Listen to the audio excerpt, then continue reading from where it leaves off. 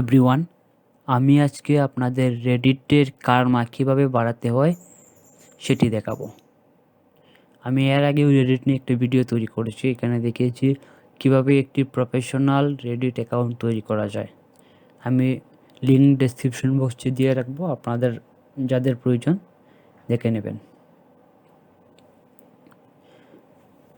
আচ্ছা, প্রথমে আমি রেডিট অ্যাকাউন্টে লগ ইন করে নিই।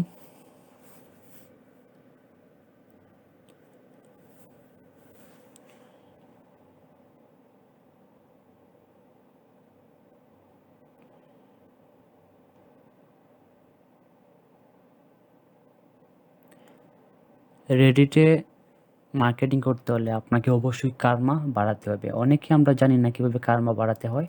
আমি এই ভিডিওতে খুব সহজেই দেখিয়েছি আপনারা কীভাবে রেডিটের কার্মা বাড়াবেন। আচ্ছা, আমি আমার অ্যাকাউন্টে লগ ইন হচ্ছি।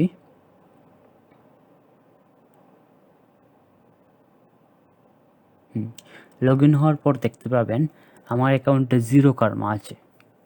তো কার্মা বাড়ানোর জন্য আমরা রেডিটের যে কোনো একটি পোস্ট সিলেক্ট করব। পোস্টের নিচের দিকে অ্যাওয়ার্ড একটা অপশন আছে।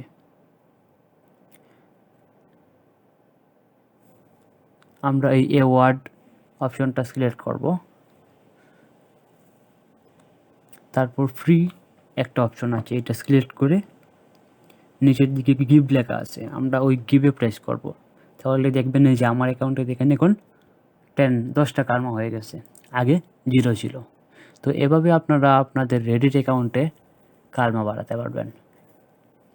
যে পরবর্তীতে আমি রেডিটে কীভাবে মার্কেটিং করতে হয়, কীভাবে একটা ক্লায়েন্ট পেতে হয় রেডিট থেকে, এই বিষয়ে আলোচনা করব। Thanks for watching my video.